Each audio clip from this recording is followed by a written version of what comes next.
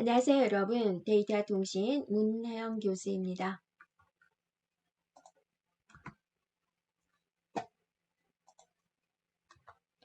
우리가 이번에는 HDLC에 대해서 살펴볼 건데요.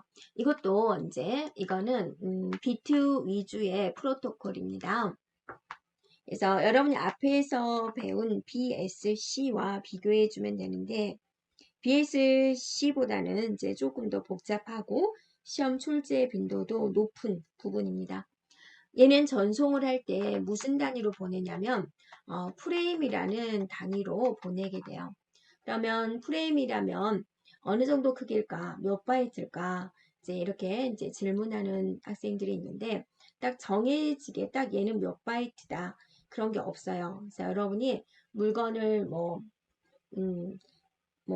사탕을 손으로 딱 집었을 때 봉투 속에 넣어가지고 손을 딱 집어넣었을 때 어쩔 때는 손에 5개, 사탕이 5개, 어쩔 땐 10개 이렇게 잡히듯이 시스템상에서 이제 상황에 따라서 달라요. 그래서 하여튼 한 번에 전송되는 단위가 바로 프레임이다 라는 거고, 그 다음에 이제 데이터 링크 계층에서 사용이 되고요. 그러면 데이터를 전송을 할 때 딱 이 데이터 프레임 달랑 하나만 보내냐? 그렇지 않습니다. 그 프레임 안에다가 여러 가지 제어를 하기 위한 흐름 제어, 또 에라 제어 이런 것들을 이제 보정하기 위한 정보를 같이 끼워서 보내게 됩니다. 여러 가지 제어 필드가 있고 일반적으로 그 제어하는 것은 프레임 내에 고정된 위치에 존재하고요. 플래그가 있습니다. 플래그라는 것은 뭐냐면 플래그가 무슨 뜻이에요? 깃발이다 라는 거죠. 그래서 여기가 시작입니다. 여기가 끝입니다. 라는 것을 나타내는 게 바로 이제 플래그다 라는 겁니다. 플래그. 자, 기억을 해주고요. 그래서 플래그는 플래그 비트 이진수가 그렇게 정해져 있어요. 네, 그걸 사용해서 데이터의 처음과 끝을 나타내고, 우리가 통신 방식 중에서 단방향 통신, 그 다음에 반이중 통신, 그 다음에 전이중 통신, 이렇게 이제 구분을 해요. 단방향 통신은 이제 한쪽 방향으로만 통신이 되는 것. 반이중은 A에서 B로도 통신할 수가 있고 B에서 A로도 할 수는 있는데 동시에는 안 된다라는 거죠. 전이중은 A에서 B로 되고 B에서 A로 돼서 동시에 전송이 가능하다.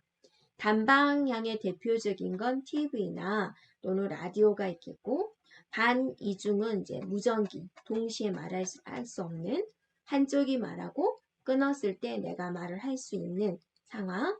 전이중은 막 서로 막 떠들어도 되는 전화, 이런 것이 얘가 있습니다. 그래서 HDLC는 이런 것들을 모두 지원을 하고 동기식 전송 방식을 사용합니다. 데이터 링크 형태는 포인트, 멀티 포인트, 루프 이런 형식이 모두 가능합니다. 또 오류 제어를 위해서 Go Back and ARQ, 또 Selective Repeat ARQ 가능하다. 이걸 이용해서 오류 제어를 한다라고 그랬습니다. 이것에 대한 부분은 바로 뒤에 나옵니다. 그때 우리가 자세히 보는 게 나을 것 같아요. BSC하고 여러분이 이제 구분을 해 주도록 하고요. Go Back and ARQ, Go Back and ARQ 방식은 뭐냐면 이제 프레임 단위로 데이터를 전송을 하게 되는데, 이제 프레임 단위가 이제 많잖아요. 1, 2, 3, 4 이렇게 보냈는데 상대방에서 3번이 에라야 했어요. 그러면 우리 같으면 3번만 보내주면 될 텐데 3번 이후에 있는 것들을 모두 보내줘야 되는 방식. 그것이 Go Back and ARQ 방식이에요. 그래서 여러분이 보니까 어때요? 3만 보내면 될 텐데 라는 생각이 들죠. 그래서 이제 연구원들이 또 기술적으로 구현을 했어요. 그게 Selective Repeat ARQ 방식이에요. 3번이 오류야 라고 했을 때 오류가 난 것만 다시 재전송하는 방식입니다. 이런 식으로 오류가 나타났을 때 해결을 하는 것, 즉 오류 제어를 한다라는 거고요. 또 흐름 제어를 위해서 슬라이딩 윈도우 방식을 사용합니다. 자, 슬라이딩 윈도우 방식은 이제 뒤쪽에 나오니까 우리가 그때 살펴보도록 할게요. 자, 그러면 HDLC 프레임은 어떻게 생겼을까? 구조가 어떻게 될까? 우리가 이제 뜯어보면은 이렇게 생겼어요. 자, 이거는 중요한 부분입니다. 맨 앞과 맨 끝에는 시작과 끝을 표시하는 플래그 비트가 되고 정해진 에진수가 있습니다. 그 다음에 이제 주소부죠. 네, 그래서 누구에게 보낼 것인지 주소부에 대한 내용입니다. 송신하거나 또는 수신하는 스테이션의 종류를 식별을 하고요. 그 다음에 제어부입니다. 해당된 내용을 동작을 지시하거나 또 지시에 대한 응답 정보를 전송하는 겁니다. 그래서 이 컨트롤이죠. 이 제어부에 대한 내용이 또 세부적으로 많이 있습니다. 이 제어부는 다시 정보 프레임에서 I, 감시 프레임, S, B, 번호 프레임 해서 U 이렇게 또 나누어지게 돼요. 그러면 이 정보 프레임이다 라는 것은 순수한 정보가 들어가 있는 부분입니다. 네, 순수하게 정보만을 전송하는 프레임이 되고요. 제어부가 이제 0으로 시작하면 얘는 정보 프레임이다 라고 이제 아는 거고요. 감시 프레임이다 그러면 이 정보 전송 프레임을 감시하고 감시니까 감시하고 감독하는 프레임입니다. 그래서 오류가 있나 없나 라는 것을 보고 오류 제어 또 흐름 제어 데이터를 잘 흘러갈 수 있도록 제어하는 것을 이제 담당을 하고 얘는 1, 0으로 시작하면 감시 프레임입니다. 감시 프레임은 1, 0으로 시작합니다. 그 다음에 이제 비번호 프레임이 있습니다. 통신을 하기 위한 초기 설정, 또 링크 확립, 연결되어 있어야 되니까 링크 확립, 끝났으면 링크가 해지돼야 되겠죠. 이런 명령이 있는 프레임입니다. 제어부가 뭘로 시작하냐면 1, 1로 시작합니다. 정보는 뭘로 시작한다 그랬어요? 0으로 시작한다 라고 그랬죠. 그래서 이렇게 이제 제어부는 ISU 정보 감시 비번호로 되어 있고요. 정보부가 실제적으로 데이터가 들어있는 부분이에요. 그래서 우리가 보내고자 하는 데이터는 어디에 있다? 바로 정보부에 있다라는 거고요. 그 다음에 검사부입니다. 오류 없이 정확하게 전송되는지라는 것을 확인하기 위한 겁니다. 그래서 얘는 오류 검출용의 다항식을 이용을 해가지고 검출을 합니다. 그리고 이 오류 검출에는 CRC 도어를 사용합니다. 이 CRC다라는 것은 이제 무엇이냐면 순환 중복 검사다라고 그래요. 그래서 여러 집단 에러에 대해서 신뢰성 있는 에러 검출을 위해서 다항식 코드를 사용해서 오류를 검출하는 방식입니다. 그래서 이런 게 있구나라고만 보면 되겠고요. 자, 여기서 이제 전체적인 프레임 구조 기억해주고 제어부에 좀 여기 여러 가지 내용이 많죠. 제어부에 대한 내용 이렇게 기억해주면 되겠습니다. HDLC의 데이터 전송 모드에 대해서 살펴보겠습니다. 자, 일단은 세 가지를 볼게요. NRM, ARM, APM. 정규 응답 모드, 비동기 응답 모드, 비동기 균형 모드가 있는데요. 일단은 이제 얘는 불균형입니다. 얘도 불균형입니다. 얘는 균형입니다. 균형이다, 불균형이다. 그러면 자, A와 B가 이제 서로 통신을 하는데 서로 권한을 동일하게 갖는다. 그러면 이제 균형이다라고 하고, 어느 한쪽에 권한이 많다. 그러면 이제 불균형이다라고 합니다. 먼저 정규 응답 모두다라는 것은 반이중 통신을 하는 포인트, 또 멀티 포인트, 불균형 링크 구성에서 사용이 되고요. 종국과 주국이 있습니다. 그러면 자, 메인이 주국이고 조금 아래가 종국이 되겠죠. 그래서 종국은 주국에 허가가 있을 때에만 송신을 한다라는 거죠. 그래서 종국은 단독으로 안 되고 자기 마음대로 안 되고 반드시 주국이 해라고 할 때 송신한다라는 거죠. 그 다음에 비동기 응답 모두입니다. 전 이중통신을 하는 포인트고 불균형 링크 구성이고 종국과 주국이 있었을 때 자, 주국이 있고 종국이 있는데 주국이 해라는 허가가 없어도 송신이 가능합니다. 하지만 권한의 차이는 있어요. B가 링크 설정한다든지 오류 복구라든지 이런 건 할 수 없어요. 그래서 허가 없이 송신을 할 수가 있지만 A가 주국이 오류 복구라든지 링크 설정이라든지 이런 제어 기능을 가지고 있다라는 거예요. 비동기 균형 모드 ABM 방식은 포인트에 사용이 되고 혼합국끼리 주국과 얘는 이제 주국 종국에 대한 개념이 아니겠죠? 혼합국끼리 허가 없이 언제든지 전송할 수 있도록 하는 방식이 됩니다. 그래서 전송 모두 세 가지가 있구나 라고 보면 되겠고요. 자, 프로토콜은 전송하고자 하는 데이터 프레임의 구성에 따라서 문자 전송 방식, 바이트 전송 방식, 비트 방식 이런 식으로 이제 나눠지게 되고요. 대표적인 것만 적어본다면 문자 전송 방식은 우리가 뭐였어요? BSC였죠. 비트 방식은 뭐였어요?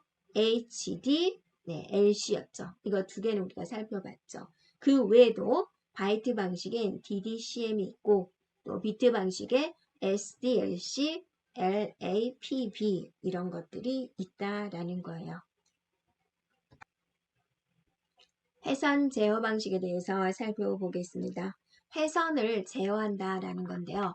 왜냐하면 이렇게 이제 이 회선을 단말기가 혼자서 단독으로 쓰지 않고 이 회선을 여러 대의 단말기가 이렇게 서로 공유해서 쓰고 있어요. 그런데 문제는 뭐냐면 한 번에 한 단말기만 이 회선을 쓸 수가 있는 거죠.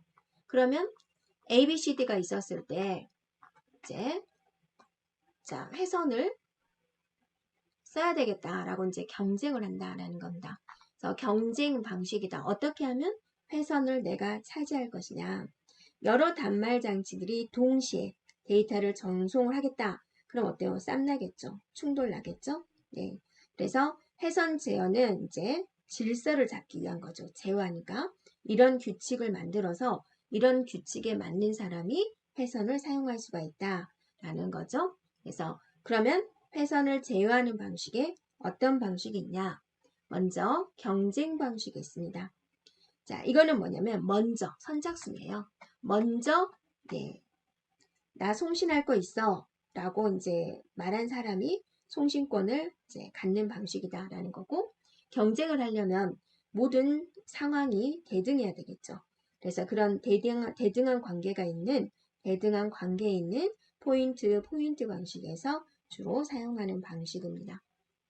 그런데 자 A가 전송을 하고 있다. 그러면 이제 C는 어때요? 아직 회선을 못 쓰는 거죠. 그래서 사용 가능한 회선이 있을 때까지는 기다려줘야 되는 거고 대표적인 시스템으로 이런 이제 경쟁 방식을 이용한 대표적인 시스템으로서 알로하가 있습니다. 자 이제 선착순이 아니라 이제 우리도 이러죠. 유명한 강의가 이제 9시부터 접수를 받는다. 그러면 그걸 받기 위해서 막 새벽 2시 막 이렇게 접수하는 경우도 있죠. 네. 그래서 이제 이걸 좀 바꾸자라는 거죠. 장단점이 있으니까. 그래서 폴링 셀렉션 방식이다라는 게 있는데 폴링 셀렉션 방식은 이제 주 컴퓨터가 있습니다. 주 컴퓨터가 이제 제어권을 가지고 있는 그런 방식이 돼요. 그래서 얘는 멀티포인트 방식으로 연결된 회선에서 사용이 되고요. 폴링 방식이다 그러면 주 컴퓨터에서 단말기에게 물어봅니다. 단말기에게 나한테 보낼 거 있어? 라고 물어봐요.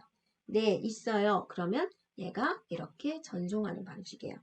단말기한테 물어보는 거죠. 너 나한테 줄 거 있어? 네, 그러면 주는 방식이 폴링 방식이다 라는 거죠.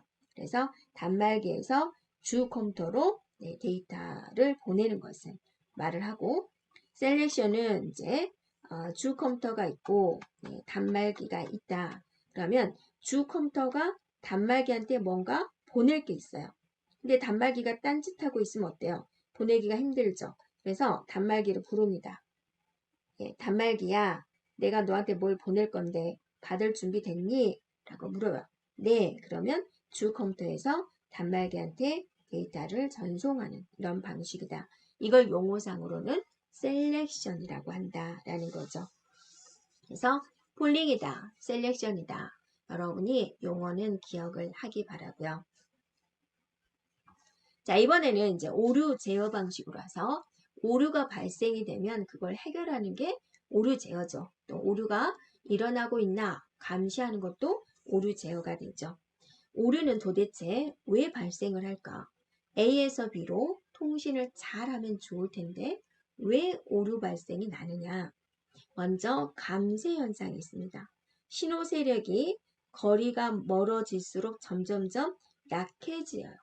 그러면 자, 내가 부산에 있는 길동이한테 길동아 라고 불렀어요. 내가 안방에서 부르면 거실까지는 들리는데 현관문 나가면 어때요? 점점점 소리가 안 들리죠.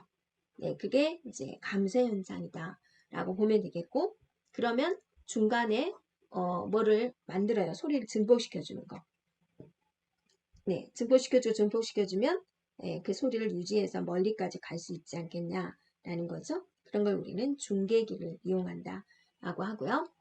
네, 지연 왜곡입니다.